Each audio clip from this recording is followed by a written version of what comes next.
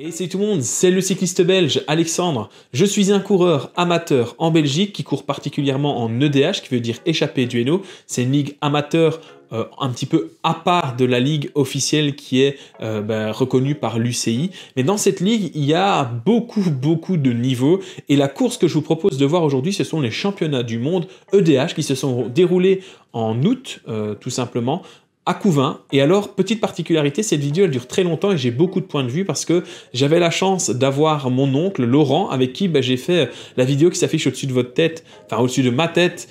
J'ai fait une vidéo Gravel et là il est venu me filmer sur une compétition, donc c'est grâce à lui qu'on a toutes ces belles images. Donc si vous voulez le remercier, n'hésitez pas à aller faire un tour sur sa chaîne YouTube, le lien est dans la description. Et il a d'ailleurs fait une vidéo condensée de cette course avec que des points de vue extérieurs, donc allez faire un tour, ça lui fera très plaisir. Donc Laurent, merci pour les plans parce que ça rend la vidéo vraiment bien. Et puis pour la vidéo, on va regarder comment j'en suis arrivé à avoir cette tête là. Jamais.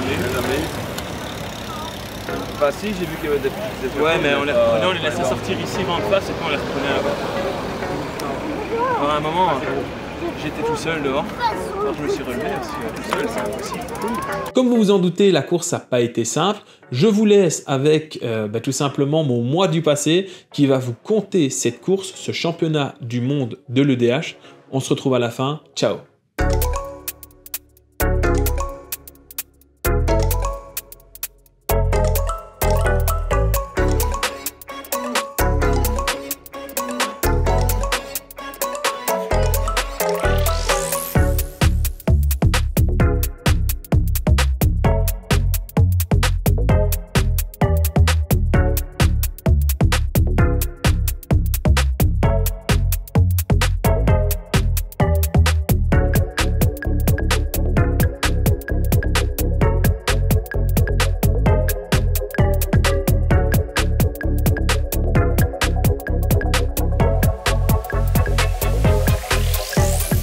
Bon Alexandre, aujourd'hui c'est le grand jour. Je ne sais pas comment tu te sens. Est-ce que tu as des sensations, des bonnes sensations pour le championnat du monde EDH? Bah je sais pas, je vais voir. J'espère que ça va. Je me suis bien préparé spécifiquement pour aujourd'hui. Donc hier ça allait. Je vais voir à l'échauffement si les jambes répondent bien, mais normalement ça devrait aller. D'accord. Et c'est une sorte d'accomplissement aujourd'hui, on va dire, le championnat du monde. On est vraiment en fin de saison. Et on a envie de faire un résultat quand même intéressant. Donc psychologiquement, il y a une certaine pression. Ouais, il y a une petite pression, surtout que en fait, j'ai essayé d'avoir tous les maillots possibles cette année. C'est le dernier possible, c'est celui que je voulais le moins. Mais voilà, tous les autres ont été distribués, donc c'est le dernier. Je vais tout faire pour essayer de l'avoir, mais ça va être difficile parce qu'il y a un gros niveau. D'accord, en tout cas, je te souhaite une belle course et plein de succès. Merci.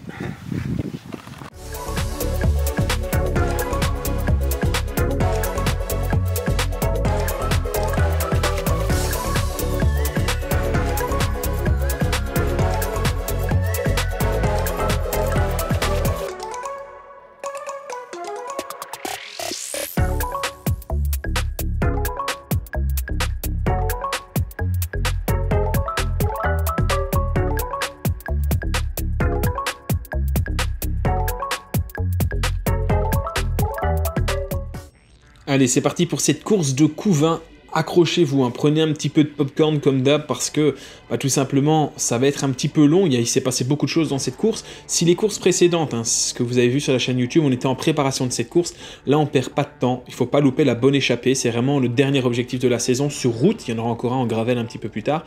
Donc je vais suivre le premier attaquant et je vais suivre ensuite le premier groupe qui va tenter de s'échapper parce que on sait bien que sur ce genre de circuit sélectif, on peut avoir des échappées qui partent très vite, donc je vais être très attentif. Et contrairement à certaines courses où j'ai pas vraiment d'objectif, où je démarre derrière tranquillement, où je laisse couler, là il est hors de question de louper quoi que ce soit. Donc regardez, je vais essayer d'accrocher les 3 premiers qui sont là devant. Derrière ça va pas trop nous suivre. Vous allez voir que j'ai du mal sur ce début de course en fait à rejoindre les coureurs qui sont devant. Je mets au-dessus de 500 watts, ce qui est déjà pas mal pour un départ de course. Heureusement j'étais bien échauffé.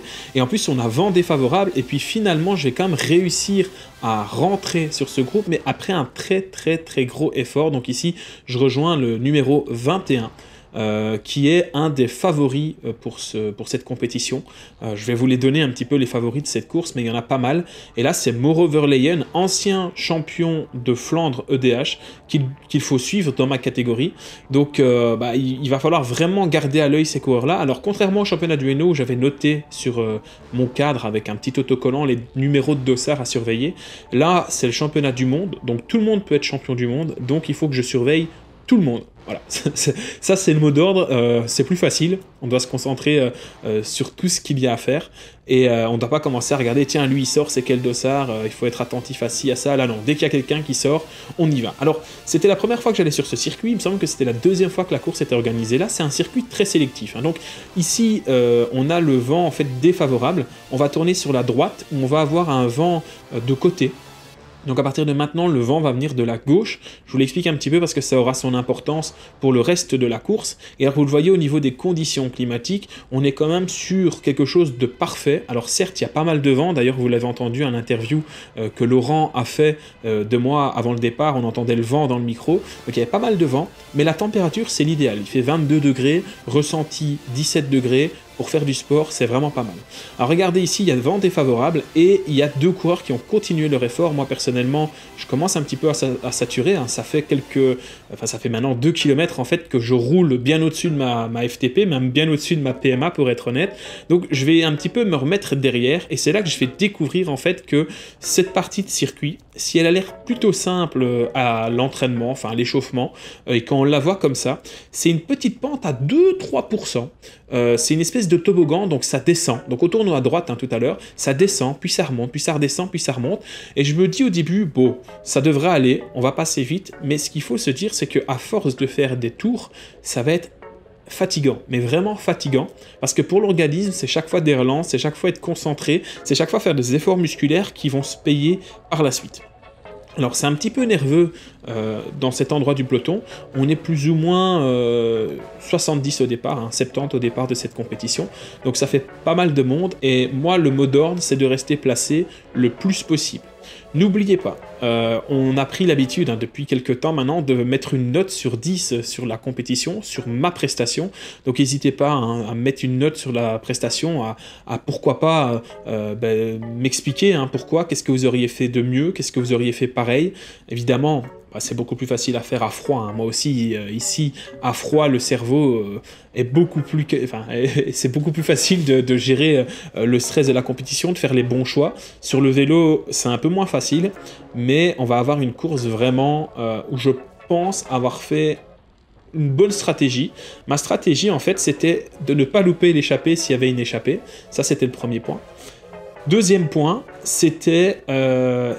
d'essayer de tout faire pour que ça arrive au sprint. Parce que, l'air de rien, j'ai un profil un petit peu trapu, je suis pas trop mauvais au sprint, donc ça devrait pouvoir le faire.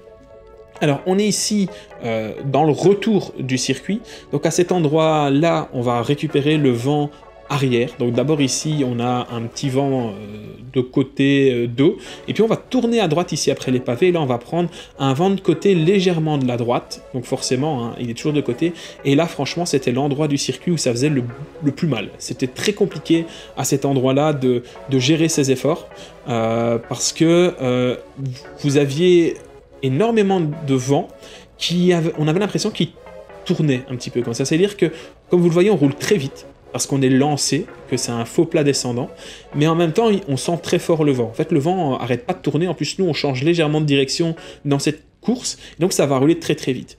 Et j'avais repéré le circuit, allez, maximum 35 km/h dans les parties, et en fait, ici, on va passer à presque 50 km/h à certains endroits du parcours, et d'ailleurs, ces endroits-ci du parcours, et en fait, dans les virages, au début, je vais pas être à l'aise, après, je vais un petit peu récupérer, et je vais comprendre comment on passe ces virages, donc ça va aller beaucoup mieux. Mais au début, en fait, sur ce premier tour, j'étais pas spécialement à l'aise dans certains virages, donc je vais être très sur les freins, beaucoup à freiner, pas prendre de risques, et puis finalement, je vais me libérer de tout ça, je vais vraiment rentrer dans la course. Ici, j'ai Axel, numéro 40, Axel Gilsoul, qui a une chaîne YouTube aussi, qui est avec moi, et on va discuter, en fait. Et lui, son objectif, c'est évidemment aussi de faire le meilleur résultat possible sur ce championnat du monde. Et on passe un petit peu plus loin, on est maintenant au 4,5 km, à 4,5 km. On est toujours dans ces petits chemins un petit peu compliqués, et c'est là que vous allez voir que je vais faire un petit peu des sorties de trajectoire au niveau de la course. Je vais pas être spécialement à l'aise, donc on va avoir des virages en fait où avec la vitesse on est très très fort attiré vers l'extérieur, et forcément quand on roule en groupe comme ça, tout le monde est attiré vers l'extérieur et tout le monde est un petit peu déstabilisé. Donc c'est pas très simple à gérer, surtout les premiers tours. Après ça va aller beaucoup mieux, mais sur le début de course c'était un petit peu compliqué pour moi. Et on a la chance sur cette compétition d'avoir des points de vue extérieurs, donc on va avoir des points de vue pris sur le bord de la route et des points de vue pris par le drone. Et donc regardez ici, ça nous permet, est-ce que vous allez me voir? Est-ce que vous allez réussir à me trouver ici? On est à l'entame du deuxième tour, je ne sais pas si vous allez me trouver, mais si vous ne m'avez pas vu, tant mieux, c'est-à-dire que c'est que je suis bien caché. Et forcément, si je suis bien caché, ça veut dire que je prends pas trop le vent, donc c'est plutôt l'idéal. Ça qui est sympa parce que je fais 1m75, donc je suis un peu petit quand même par rapport aux grands. La Belgique, il y a beaucoup de coureurs néerlandophones qui sont très très grands, qui font au-dessus d'1m80, voire au-dessus d'1m85, donc moi je fais 10-15 cm de moins qu'eux, donc c'est beaucoup plus facile pour moi de pouvoir manœuvrer mon vélo, me cacher derrière eux et être à l'abri du vent.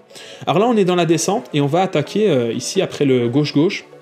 On va faire un gauche ici, et alors on va bientôt arriver à la montée du moulin. Alors en fait c'est une montée, un faux plat, et au sommet il y a un moulin. Donc vous voyez ici on fait droite, c'est ici que je perds des places. Regardez, hein, on voit que je suis pas très à l'aise, on passe presque à 60 km/h, je vais perdre des mètres, ce qui va m'obliger à faire un gros effort, et donc très vite, dès le deuxième tour, je vais me dire Alexandre c'est bien, mais si à chaque fois tu dois remettre 700 watts pour rattraper le peloton juste parce que tu passes pas assez vite dans les virages, c'est une dépense énergétique qui est beaucoup trop importante. Donc finalement je vais refaire ça très bien, et les prochains tours il y aura plus ce souci. Donc nous voilà, ici on est au pied de la bosse du moulin. Forcément il y a un moulin au sommet, donc en haut de ce petit faux plat, mais qui est quand même bien casse-pattes, parce qu'on va devoir le faire quand même souvent, hein. Je pense qu'il y avait 12 tours à parcourir sur ce circuit. On va tourner à droite, et là on va reprendre le vent défavorable jusqu'à tout simplement la ligne d'arrivée. Donc là on a un long moment vent de face. Alors c'est important à savoir, parce que si on arrive au sprint, il ne faut pas être devant trop tôt. Autrement, ça peut vite être compliqué pour tout simplement faire un bon sprint. Si vous sortez trop tôt des roues qui sont devant vous, c'est vous qui prenez le vent, et c'est difficile de tenir ce genre d'effort. Donc l'objectif c'est de sortir le plus tard possible. Et alors au niveau course, sur ces 6,6 premiers kilomètres, il y a eu déjà l'attaque que j'ai essayé de suivre au début de course, il y en a une deuxième, mais il n'y a rien eu de dangereux. Et la première attaque qui va prendre vraiment quelques secondes, c'est celle qui a lieu maintenant vent de face.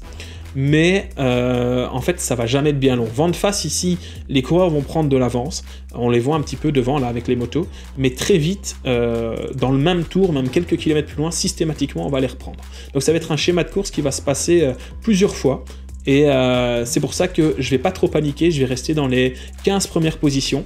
C'est pas trop devant, ce qui permet vraiment d'être à l'abri du vent, et c'est pas derrière, donc ça me permet d'éviter les chutes, et ça me permet également de voir ce qui se passe à l'avant, de savoir qui sort. C'est surtout ça qui est important, et ça me permet de faire des relances qui sont beaucoup moins importantes.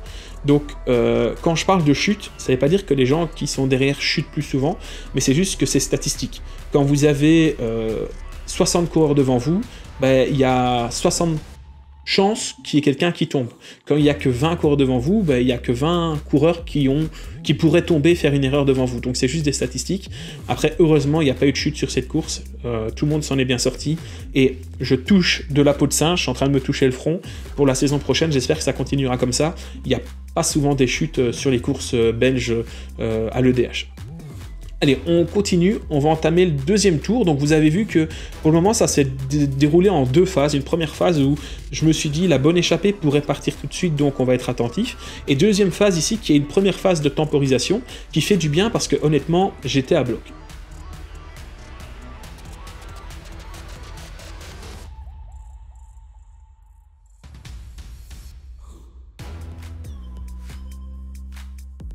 Allez, on se retrouve quelques kilomètres plus loin, et à nouveau ici il y a une tentative d'attaque avec le vent défavorable. C'est peut-être un des endroits où c'est le mieux d'attaquer, hein, stratégiquement en fait, c'est toujours mieux d'attaquer vent défavorable et quand vous savez que vous allez prendre au prochain virage un vent un petit peu plus favorable, c'est l'idéal parce que vous faites mal à tout le monde vent de face, il n'y a personne qui veut vraiment rouler avec vous, et puis quand vous allez tourner à droite, vous allez prendre un vent un petit peu moins compliqué à gérer, et donc vous allez peut-être pouvoir accélérer et accroître votre avance. Alors vous voyez ici que on a un gros tempo qui est emmené par le coureur devant ici, hein, que j'avais déjà eu l'occasion de croiser sur une course de couvain mais de côte cette fois-là, où j'avais pas fait grand chose parce que forcément dans le titre course de côte il y a le mot côte et ça me convient pas trop, mais il était là et en fait on a eu un petit peu peur ici parce qu'il y a un groupe d'une 10-12 coureurs qui s'est échappé et ils avaient pris un petit peu d'avance. Heureusement on a fait l'effort tout de suite, on a réussi à rentrer, mais je vous assure que derrière ça tirait la gueule, hein. Il y avait vraiment derrière du monde qui était à bloc, c'était en file indienne, parce qu'en fait la stratégie était vraiment, comme je viens de vous le dire, d'attaquer à cet endroit là pour pouvoir après ici dans cette partie là accélérer et pouvoir maintenir son avance. Alors quand ils ont vu qu'on était rentré, tout le monde va se relever, deuxième moment de temporisation, mais donc c'est vraiment attaque, il faut suivre l'attaque, et puis il y a un gros moment de relâchement. Alors je dis gros moment de relâchement, on a quand même eu 43 km/h de moyenne sur cette course, hein. Donc là le relâchement est pas si relâché que ça. Et donc ici on est un petit peu plus loin sur le même circuit dans la bosse et je vais tout simplement aller me replacer tout doucement. Regardez, je suis toujours dans les bonnes positions, il n'y a pas d'échappée, tout le monde se regarde un petit peu. Après, pour être honnête, ça fait 17 km que tout le monde s'envoie des patates dans la figure, et donc là il y a un coureur qui attaque qui est de ma catégorie, qui est un des favoris. Je sais que tous les coureurs veulent ce maillot de champion du monde, c'est le plus beau maillot. Donc on a une attaque ici de Mauro Verleyen, le numéro 21, et alors il est avec le dossard numéro 18, qui est Birger Rosseux, qui est aussi très costaud. Et donc en fait à ce moment-là, moi je vais attaquer, je vais continuer à rouler parce que derrière ça ne suit pas. Alors vous voyez que je me retourne de temps en temps pour voir si ça suit, si ça ne suit pas. Et en fait là on m'a laissé sortir. Là on m'a laissé sortir clairement. Les deux coureurs derrière moi se sont relevés et donc je me retourne beaucoup. Je vais décider d'attendre. Avec le vent qu'il y a, avec le circuit sélectif comme il est, je peux pas tenir 43-44 km/h seul. C'est impossible. Donc je vais ralentir et puis finalement il y a Birger là qui va accélérer. Je vais récupérer aussi ici le dossard numéro 63, un coureur de la team Picou, donc qui va prendre lui aussi un bon relais, et puis finalement hein, ça va accélérer. C'est Henrik Stevens qui est là devant, puis attaque encore de Mauro Verleyen, suivi par Robin Rosseux et en fait tous les coureurs qui sont les favoris. Donc là je suis obligé de refaire l'effort parce que je me dis si j'attrape pas ce wagon là et que finalement c'est la bonne, j'ai l'air bête parce que j'aurais fait un effort pour pas grand chose. Donc à ce moment là dans ma tête je me dis Alexandre, heureusement que tu as levé le pied, parce que si j'avais pas levé le pied et que je m'étais pris un contre à cet endroit là, ça aurait été extrêmement compliqué, vraiment ça aurait été très difficile. Mais comme vous le voyez, on n'arrive pas à se lâcher. Donc on se met vraiment des uppercuts, hein. C'est vraiment le nom parce que ça flingue dans tous les sens. Regardez ici, c'est vraiment un moment crucial de la course. C'est vraiment du 30-30. Là, je remercie coach Martial sur les séances de 30-30 pour préparer ces championnats du monde, parce que les watts, c'est vraiment c'est 300 watts, 800 watts, 300 watts, 800 watts. Ça n'arrête jamais. C'est vraiment des efforts très violents. Et alors, moi j'ai toujours ce problème, c'est que à l'explosivité dès le début, j'ai vraiment du mal à prendre les routes tout de suite. Donc ce qui m'oblige à faire un effort long par la suite, mais j'arrive à le faire. C'est dans mes cordes, j'ai l'habitude de faire ça. Et comme vous voyez, après ça temporise. Et dès que ça temporise, paf, ça réattaque. Ici à gauche, encore une fois, on a une attaque, donc il va falloir encore se reconcentrer, prendre les bonnes roues pour pouvoir suivre le groupe, parce qu'en fait à tout moment dans ce genre de situation de course, on peut atteindre un point de rupture où à un moment il y en a qui décident de plus suivre parce qu'ils sont un petit peu trop à bloc, et c'est comme ça que l'échappée se crée. Donc il faut vraiment laisser personne prendre de l'avance, il n'y a aucun moment de répit, et devant, dans ce groupe, vous voyez que ce sont toujours les mêmes. Stratégiquement, je la joue plutôt bien pour le moment, ça veut dire que j'accompagne, je suis, mais comme le terme le dit, je ne fais que suivre. Je ne me mets pas en danger, je fais des efforts, hein. Alors, il ne faut pas faire le rigolo, hein. Ça pousse des gros watts, je suis à 175 au cœur, hein, 175, c'est quasiment mon seuil, je suis à seuil moins 10 à peu près, donc c'est très compliqué, c'est pas facile, mais imaginez que là, je sois soit devant en train d'attaquer, ou soit derrière parce que je suis mal placé, être dans la ficelle, ce serait beaucoup plus compliqué. Alors regardez ici le fameux moulin tout simplement de la bosse du moulin, et on en sort de cette bosse du moulin. Hop, petit peloton, petit plan de drone, ça fait du bien. J'essaierai au maximum pour 2024 vous faire des plans comme ça avec quelqu'un au bord de la route pour me filmer et pour faire le drone. Donc encore une fois, merci à Laurent pour ces plans. Il m'a autorisé à les utiliser pour cette vidéo, donc merci à lui. Pour le remercier, allez faire un tour sur sa page YouTube, le lien est dans la description.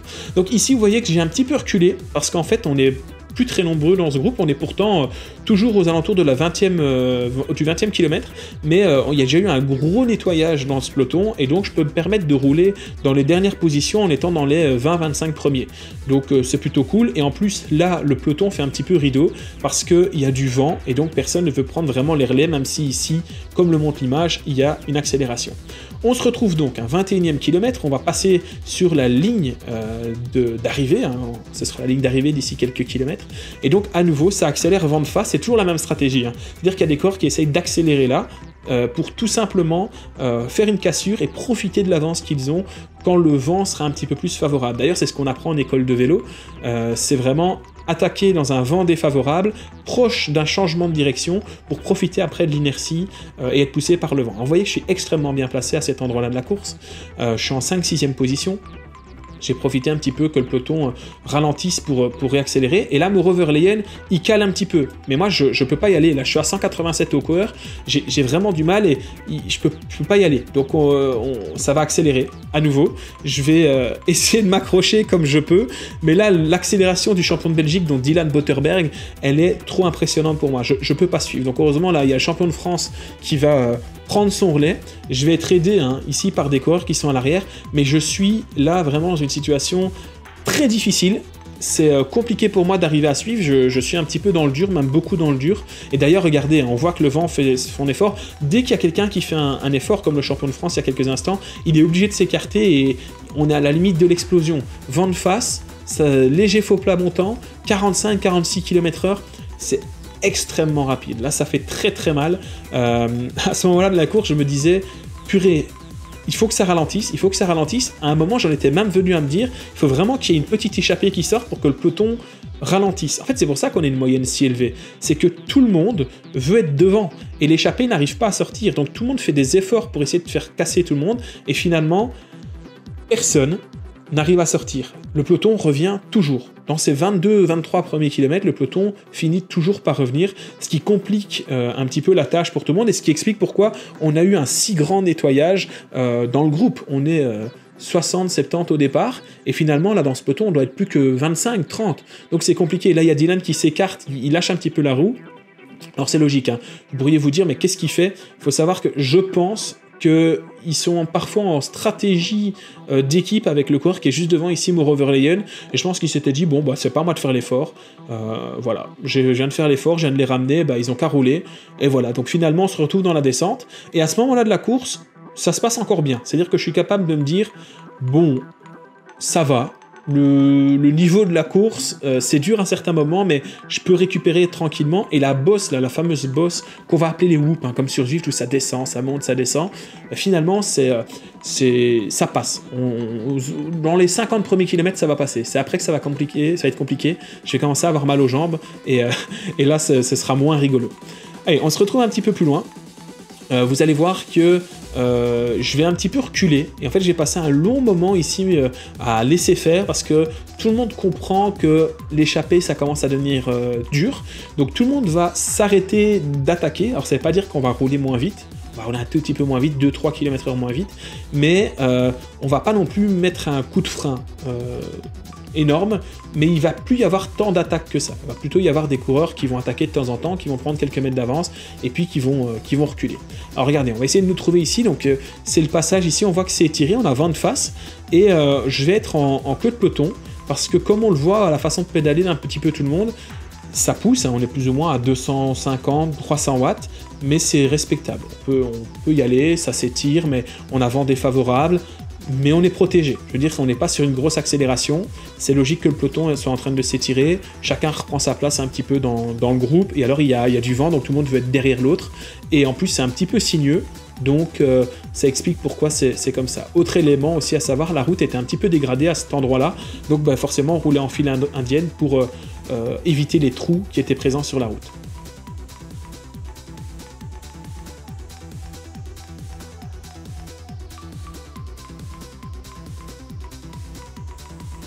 Bon, ce moment de répit, je vais pas vous mentir, il fait extrêmement bien. Vous voyez que ça ralentit beaucoup à cet endroit-là. Ça fait vraiment du bien. On est plus ou moins autour de 200-250 watts de moyenne pendant ce moment de course. Ça va pas durer très longtemps, mais c'est 3-4 km qui permettent de faire descendre les pulses, de s'hydrater, de manger. C'est important, l'air de rien. Ça fait 30 km là. Ça fait 30 km qu'on roule à bloc. J'avais pas eu vraiment l'occasion de m'alimenter correctement sur les 30 premiers kilomètres. J'en avais pas ressenti besoin, mais vous savez, sur une course de vélo, il faut pas attendre d'en avoir besoin pour manger, c'est trop tard.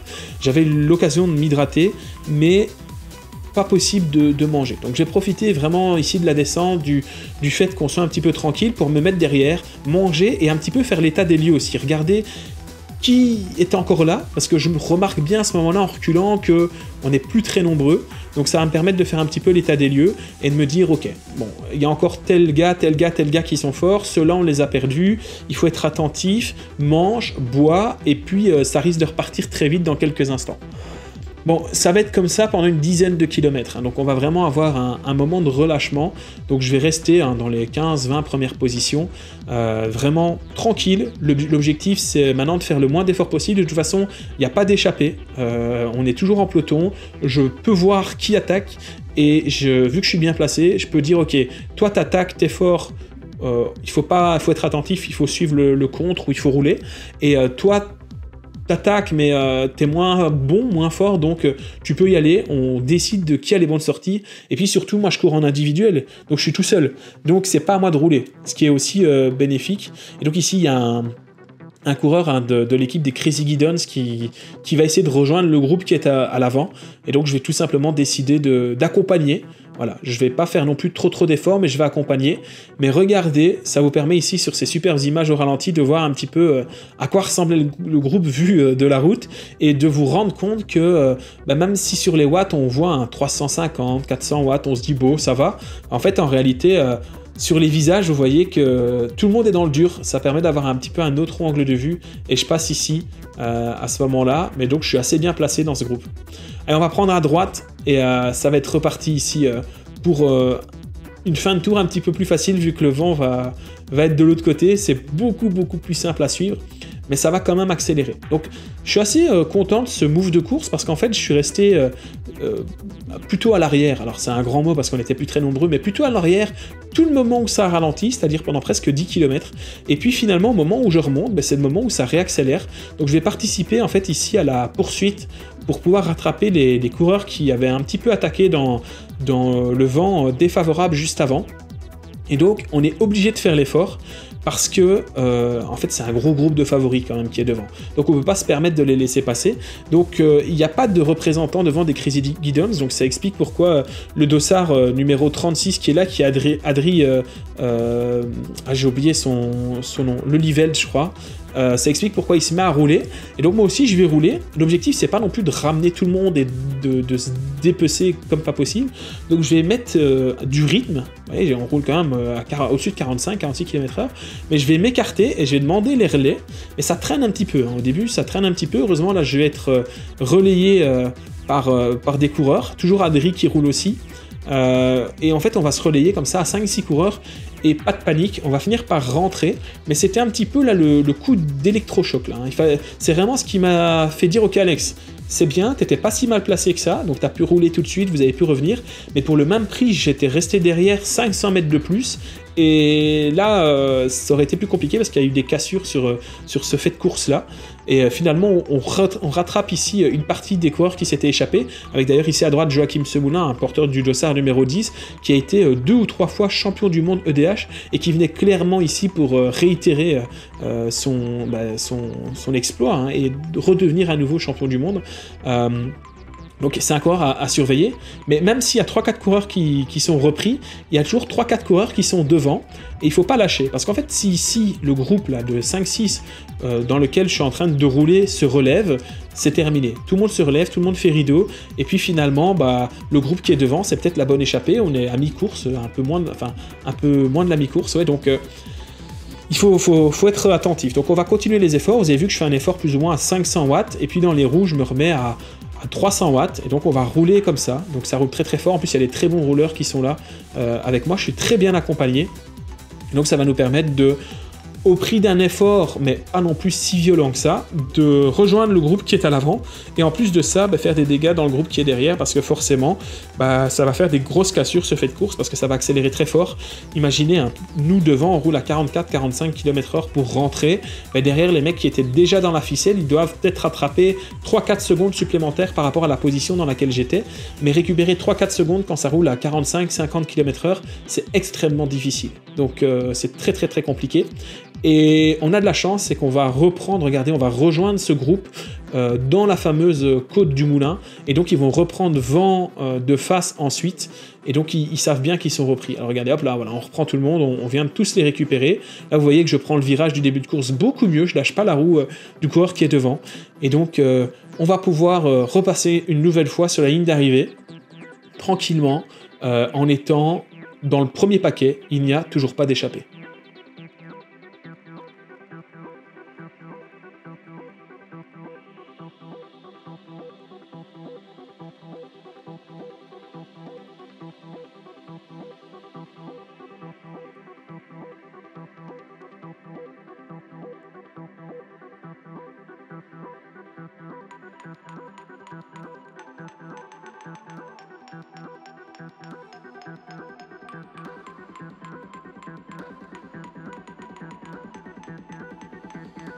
Bon, je sors de cette côte du Moulin en très bonne position, ce qui me relance un petit peu pour la suite de la course. Et avant d'aller plus loin, je te rappelle, n'oublie pas de t'abonner, c'est hyper important. Il y a 60% d'entre vous qui regardez ces vidéos et qui ne sont pas abonnés.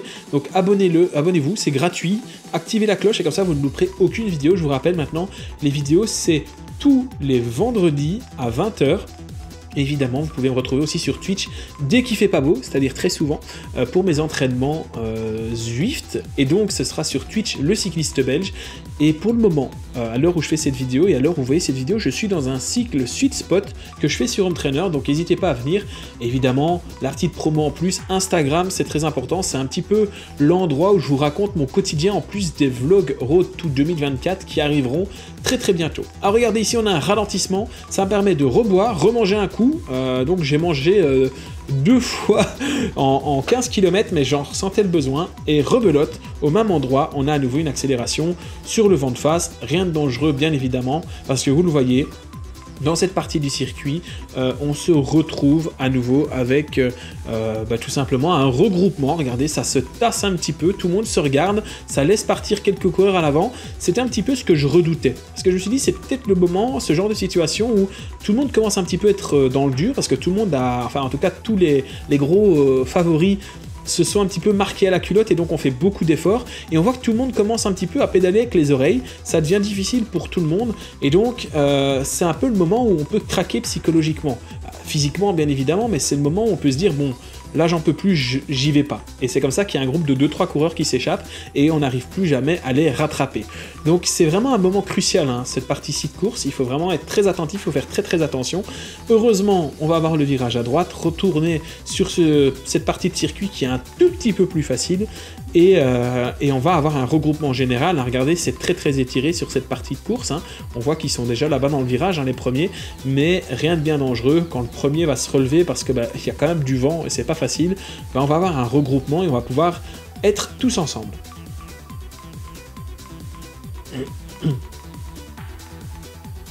Et on se retrouve toujours dans cette bosse, hein. C'est ici que ça devient difficile, on est passé la mi-course, et donc c'est un petit peu l'endroit où tout le monde essaye de faire des dégâts, c'est logique. Tout le monde essaye de faire un petit peu mal aux autres à cet endroit-là de la course. Et d'ailleurs, il y a une accélération.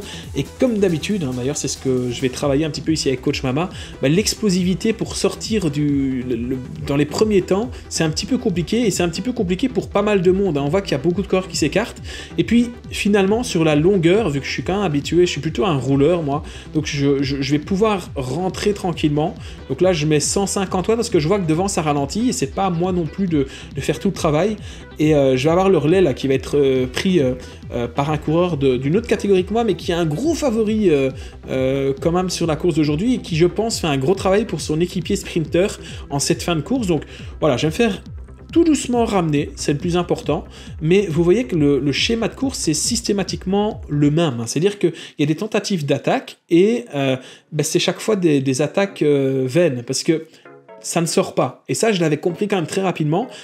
D'où l'explication de j'en fais moins. C'est-à-dire que je reste attentif, je reste placé, mais je fais pas trop d'efforts. L'objectif, c'est vraiment de faire la meilleure place possible et aller chercher le maillot de champion du monde. Imaginez-vous, 1 an avec ce maillot de champion du monde, ce serait incroyable. Donc, je me tracasse pas. Je me tracasse pas, je suis, c'est l'idéal, c'est ce qu'il faut faire. Et donc je vais rester dans les 10-15 premiers tout le temps et voir venir, suivre les coups, pas trop en faire. En attendant, après, les 15-20 derniers kilomètres de course, où là il faudra être très attentif, il faudra suivre toutes les attaques, il faudra peut-être attaquer ou attendre le sprint final pour tout simplement aller décrocher ce maillot arc-en-ciel.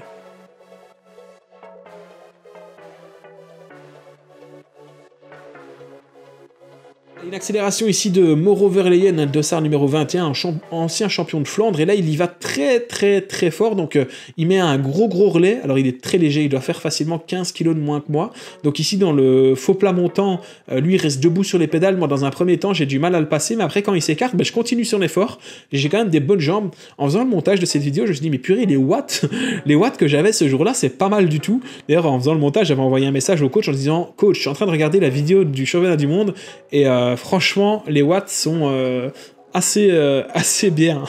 Et il m'a dit, ouais, effectivement, c'était une belle course. Après, on l'avait préparé. Hein. C'était un petit peu un objectif de fin de saison qui était venu se rajouter après les autres parce que il fallait en trouver un pour rester motivé avant tout simplement le championnat de Gravel. Alors là, on voit que j'essaie de trouver la position la plus aéro possible sur le vélo pour les rejoindre parce que forcément, j'ai fait un effort et puis j'étais cuit, j'étais un petit peu dans le dur. Donc on va se mettre en position aéro le plus possible pour rentrer. Finalement, je vais me rendre compte que j'arrive pas spécialement à rentrer tout seul.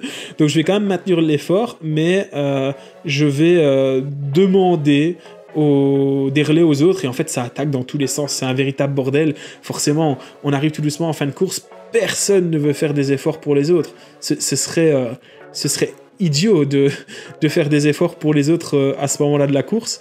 Donc ça se regarde un petit peu. Et moi, comme d'habitude, je viens de faire un effort, je vais profiter que ça se relève un peu pour reprendre les roues et me repositionner. Mais là, les amis, c'est dur, je suis au seuil. Là. Je suis au seuil, là, c'est très difficile pour moi. Je me dis, mais si ça continue comme ça, je vais jamais terminer cette course.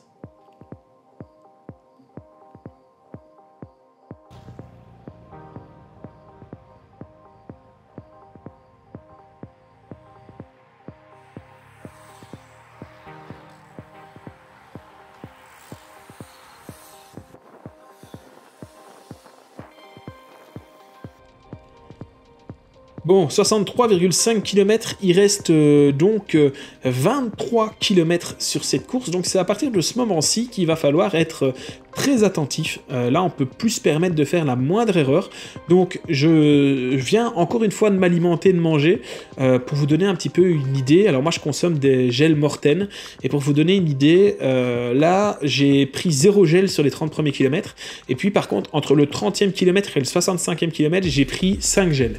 J'ai pris 5 gels et une barre de céréales parce qu'il fallait manger, hein, vraiment. Les premières 40 minutes de course, 45 premières minutes de course très violentes sans manger parce que ça roulait trop vite pour s'alimenter, c'était compliqué. Après, dès que j'ai pu, je me suis alimenté, je me suis nourri. Donc là, c'est la dernière fois que je vais m'alimenter et on est vent de face et comme d'habitude, vous l'aurez compris, on a une grosse accélération et en fait, c'est une accélération qui est extrêmement violente ce tour-ci. Particulièrement violente ce tour-ci en fait. Ça va s'étirer très fort et donc on va même avoir des cassures. Donc je vais essayer de faire mon possible pour rester le plus au contact possible des meilleurs hein, à ce moment-là. Mais mon objectif, c'est de me dire, Alex, n'en fais pas trop, parce que dès que ça va se relever, il faut aller se replacer à l'avant. Parce que c'est bien beau, mais si je remonte ici vent de face, c'est une énorme cartouche d'utiliser, alors que il y aura possibilité de remonter peut-être avant. Donc, regardez, hein, j'attends. Alors, je vois que devant, ça pédale avec les oreilles, mais j'attends un petit peu en embuscade en me disant, dès que ça se relève, paf, j'accélère, je vais me replacer. Donc, c'est vraiment l'objectif. C'est un petit peu un objectif dans l'objectif de la course, parce que pas se mentir qu'il y a un moment de course ici, pendant 25 bornes, c'était un petit peu la misère. On s'est un peu ennuyé parce qu'en fait, tu tournicotes en rond sur un circuit et il se passe rien. Tu dois être attentif, mais il se passe rien. En plus, il y a quand même beaucoup de pression, donc tu essayes de papoter un petit peu avec des autres coureurs, mais tu sens bien que tout le monde est concentré, etc. Donc c'est pas comme les courses d'habitude où il y a un petit peu moins de pression. Donc dès que ça va devoir ralentir, là, paf, on va aller se remettre devant, c'est vraiment l'objectif.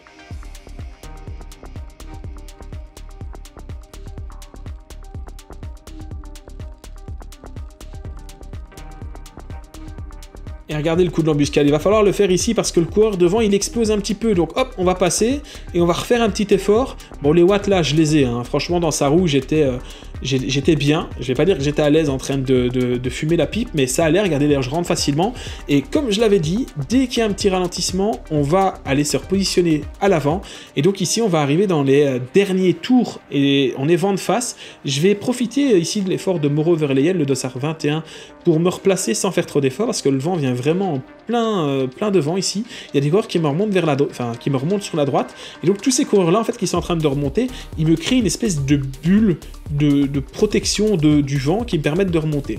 Alors là on a une attaque hein, encore un coureur, même 2 coureurs, ça attaque très très fort, et là paf, super, j'arrive à prendre la roue ici du coureur qui est à l'avant, et donc ça me promet, si jamais il y a une cassure derrière, encore une fois, je l'ai bien senti. Il y a des jours comme ça où on le sent bien et où on est bien placé.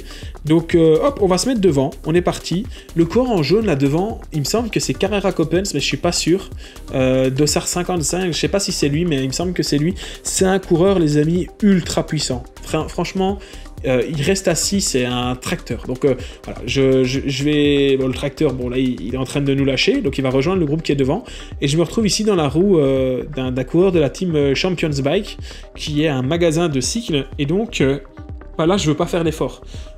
C'est pas 3 mois de faire l'effort, il n'y a pas vraiment de gens dangereux de ma catégorie à l'avant, donc je vais tout simplement temporiser, attendre un petit peu, et là, paf, à droite, maintenant il y a les gars de ma catégorie qui commencent à sortir, donc là il faut pas rigoler, on y va, on essaye de les suivre, comme d'habitude au démarrage. Je suis plutôt un gabarit lourd, hein, donc j'ai beau mettre 800 watts au démarrage, par rapport aux 3 qui viennent de sortir et qui doivent faire 20-25 kg de moins que moi, c'est difficile à suivre, mais... Vous voyez que là, on a un petit groupe de 4-5 devant, puis il y a le groupe de 3, puis il y a un coureur, et puis là, ici, il y a moi. Et donc, on va devoir faire l'effort ici pour rentrer. Là, il n'y a plus le choix. On est à 15 km de l'arrivée, on peut plus commencer à bluffer là, on peut pas commencer à dire alors non, j'ai pas passé le relais, parce que non, là si on veut pas se faire battre par les coureurs qui viennent de sortir dans le vent, il faut pas chipoter, il faut y aller. Donc devant il me demande le relais, je vais y aller, je vais prendre le relais, je vais pas vous mentir que 184 BPM, je commence à être cuit, donc il y a une partie de moi qui dit il faut le faire Alexandre parce que c'est le moment, et une autre partie qui réfléchit en disant dans 15 bornes il va falloir faire un sprint, réfléchis bien à ce que tu es en train de faire. Mais heureusement, je vais trouver quand même pas mal d'acolytes pour rouler avec moi. Et donc d'ailleurs ici, ça contre dans tous les sens. Donc je vais attendre un petit peu que la masse du peloton me passe et je vais reprendre les roues. Donc je vais rester protégé le plus longtemps possible. Et puis à un moment, quand je vais trouver des gens qui roulent à un rythme plus élevé que le mien, mais pour lequel je peux accrocher, je vais tout simplement reprendre la roue. Et donc ici, j'avais fait un bon move pour me retrouver devant. Et là, avec ce move, cet effort où j'ai pas su prendre la roue des coureurs qui ont attaqué, je me suis retrouvé un petit peu en chasse-patate entre deux groupes. Et donc là, pas simple à gérer. Là, je suis vraiment... il va falloir que je trouve un second souffle. Alors, heureusement, l'entraînement fait que les pulses redescendent très très vite. Et donc, je vais être bientôt reparti pour refaire des efforts. Et donc là, il faut vraiment s'accrocher au mieux possible pour pouvoir ne pas se faire lâcher, pouvoir tenir la roue des gars qui sont devant, parce qu'on ne peut plus faire d'erreur à cet endroit-là. On est vraiment dans les 10 derniers kilomètres, les 10-13 derniers kilomètres de la course. Et donc là, je vais finir par me raccrocher. On va avoir un regroupement général, comme toujours en fait. Et donc, on va entamer le dernier tour de ce circuit avec les amis, tout le monde groupé. C'est quand même assez rare pour être souligné. C'est même extrêmement rare, c'est pour ça qu'il faut le souligner. On va entamer le dernier tour de course avec l'entièreté du peloton. Regardez ici, ça se pose, ça ralentit, tout le monde est repris. Derrière moi, j'avais encore Joachim Semoulin qui est pourtant habitué à rouler devant. Et donc ici, je vous ai mis le dernier tour ou l'avant-dernier tour, je ne sais plus exactement. Mais on est vraiment tous groupés. Donc on va être parti pour faire... pour faire un tour à très vive allure. En fait, ça va rouler très très vite sur les 2 derniers tours et ça va ralentir un petit peu avant la fameuse bosse du moulin parce que tout le monde va préparer un petit peu son sprint. Alors, il y a des équipes où ils sont nombreux, où vous avez des stratégies. Donc, c'était par exemple, s'il y a une échappée, c'est pour toi et pour toi. S'il y a un sprint, il faut qu'on prépare le sprint pour tel coureur. Donc, vous allez voir ici, on approche, on est dans l'avant-dernier tour, et il y a vraiment... là, regardez les têtes, tout le monde pédale un petit peu avec les épaules. Ça devient dur pour tout le monde. Essayez de me trouver, eh ben, je suis là. Hop, bien protégé, bien caché. Je vous rappelle, hein, il faut être placé quand même dans ces petites routes.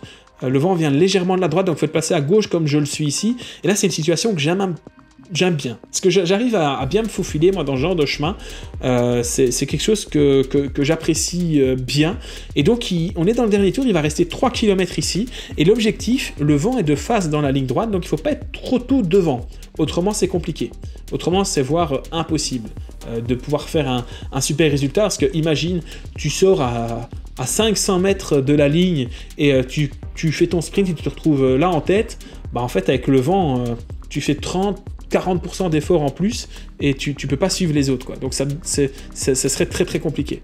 Et on va avoir un sprint un petit peu houleux. Et je dois reconnaître que j'étais pas content sur ce qui s'est passé, parce que certes, il y a une grosse partie de responsabilités qui sont dues à mon placement. Vous allez voir que ça va rouler tellement fort et je vais pas déboîter au bon moment.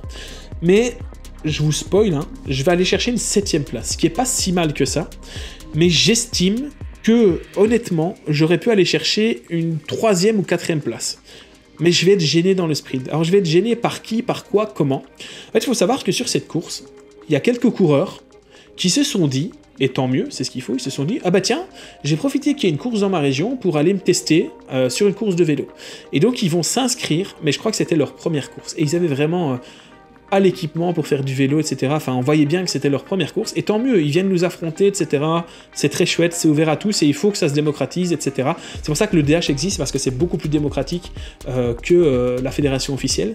Mais en plein sprint final qui se passe ici, il va y avoir un paye qui se balade sur la route. Et en fait, il aurait dû s'arrêter, parce qu'il va gêner le sprint. Il va gêner le sprint, et en fait, il va me gêner moi, il va gêner les coureurs qui sont devant. Donc là, on est dans le sprint, et vous allez voir...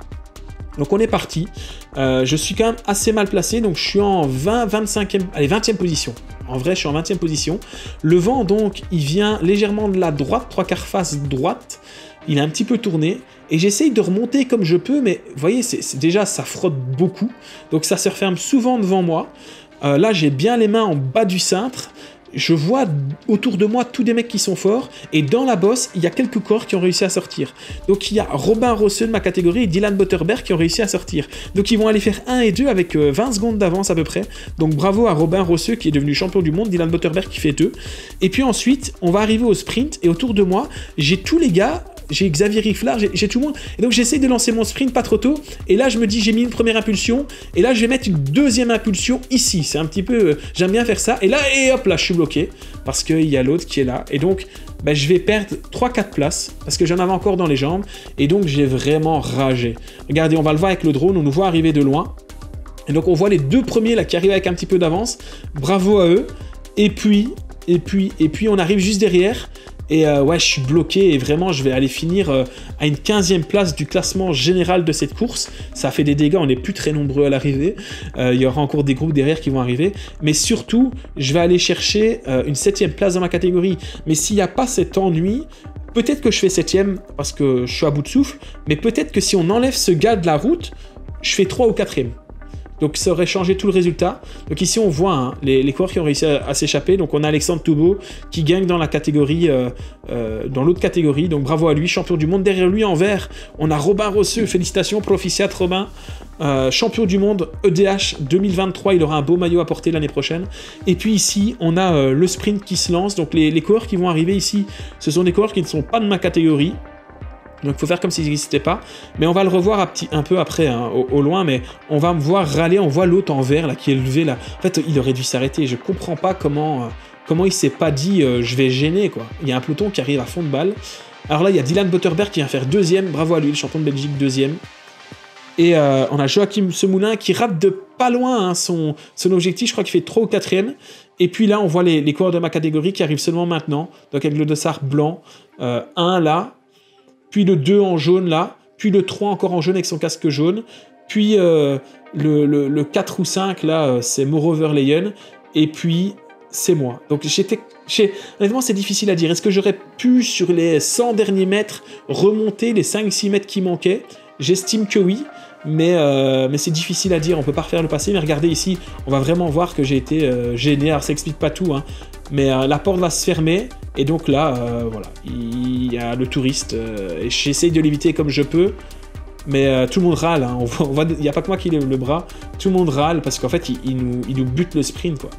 Donc voilà, un petit peu déçu, mais chouette course quand même, les images au ralenti sont vraiment drôles. Bon allez, je vous laisse avec le mois chaud, on va voir sur ma tête la déception. Je vais le dire au gars, hein. Je vais le dire quand il va passer, je dis mais t'es au milieu du chemin. Et il va me dire non, je suis pas au milieu du chemin, j'ai le droit d'être là. Je sais pas combien de tours de retard il avait, mais et voilà, il est pas content. Il me dit qu'est-ce qu'il y a? Mais qu'est-ce qu'il y a? T'es au milieu du chemin, mon grand. C'était pas le moment d'être au milieu du chemin. T'as gêné au moins 5-6 coureurs. Donc j'ai pas discuté, j'étais énervé.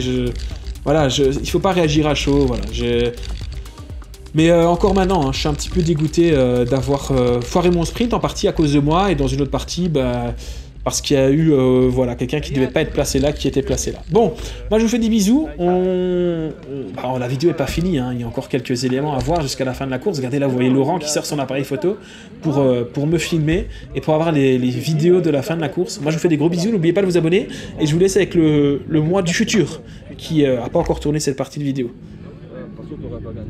J'aurais gagné 4 ou 5. De toute façon, tu n'aurais pas gagné beaucoup de place. J'aurais gagné 4 ou 5. Alors Alexandre, C'était dur. ça paraît ça?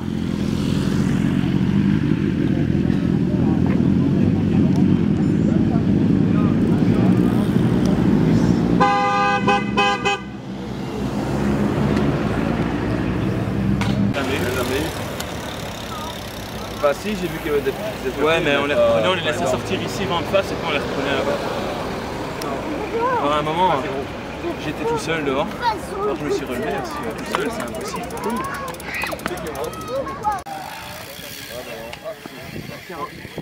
43 de moyenne.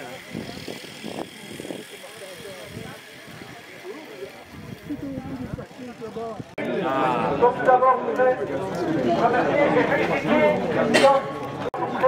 En tout cas, un grand merci à tous d'avoir pu... Alors, on peut l'applaudir aussi, Robin. Le deuxième, c'est Dylan Bottelberg. Dylan Bottelberg, deuxième champion de Belgique. Le troisième, c'est Xavier Riflard. Xavier Riflard, troisième. Bravo, Xavier. Xavier Riflard. Le quatrième, c'est Benoît Louillet. Benoît Louillet, bravo. Après, c'est Louis Van Olm, cinquième. Louis Van Olm. Il est là, Louis. Mauro Verleyen. Mauro. Florian, il y a encore deux tickets là. Mauro Verleyen. Mauro. Il est où, Mauro? Il est parti. Mauro Verleyen, il n'est pas là. Et Alexandre Marlier. Alexandre Marlier. Septième. Il est parti, voilà, on peut les applaudir. Monsieur Léjean, mettez-vous sur la photo, bravo. Alexandre, il arrive, Alexandre. Alexandre, voilà. S'il te plaît. Voilà, félicitations, bravo. On peut les applaudir, voilà, bravo. Et peut-être à l'année prochaine. Bon, comme vous l'avez vu, j'étais un petit peu déçu à chaud. Après, ça a été un petit peu mieux. J'ai été chercher une 7e place dans ma catégorie, ce qui est vraiment pas mal du tout. J'ai fait une super course. Je crois que les watts étaient là. J'ai pas fait trop d'erreurs, voire pas du tout. Mais malheureusement, j'ai été un petit peu bloqué au sprint et... Voilà, si j'ai fait une erreur, c'est clairement au sprint. En vrai, la seule erreur, peut-être que c'est le sprint. Je m'étais préparé toute l'année pour cette course-là. Enfin, en tout cas, une grosse partie de l'année pour cette course-là. Parce que quand j'ai vu que je pouvais pas avoir d'autres maillots, on se souvient, j'avais fait 2e au championnat du Hainaut, donc championnat provincial. C'est un peu comme les championnats départementaux pour vous les Français. J'étais déçu de pas l'avoir eu. 2e, ça a rien du tout de la victoire. Et donc, je me suis rabattu sur ce maillot de champion du monde. C'est un échec. Voilà, maintenant on va travailler dur pour la saison 2024. D'ailleurs, on se retrouvera la semaine prochaine pour une vidéo Road to 2024 avec un épisode qui vous montre un petit peu en mode vlog ce qui se passe. Donc si tu veux rien louper de ça, ben, abonne-toi à cette chaîne YouTube et active la cloche, c'est hyper important. Autrement, ben, pour la course, ben voilà, c'était la dernière course avant une grosse trêve pour déménagement. Donc ça y est, maintenant j'ai déménagé, je suis installé, je suis tranquille chez moi. Mais j'ai coupé pendant un long moment et je vais préparer aussi les championnats d'Europe de gravel. Une grosse découverte qui seront à voir sur cette chaîne YouTube aussi le 26 janvier. Donc beaucoup de vidéos. Soyez prêts, tous les vendredis 20h, on est là pour une nouvelle vidéo. N'oubliez pas aussi Twitch, dès qu'il fait pas beau et que je m'entraîne à l'intérieur, eh ben, on fait du Twitch ensemble, donc le cycliste belge. Et moi, je vous souhaite encore une fois une bonne année, que tous vos vœux se réalisent. Je vous fais des gros bisous, on se retrouve vendredi prochain pour une nouvelle vidéo. Salut, salut!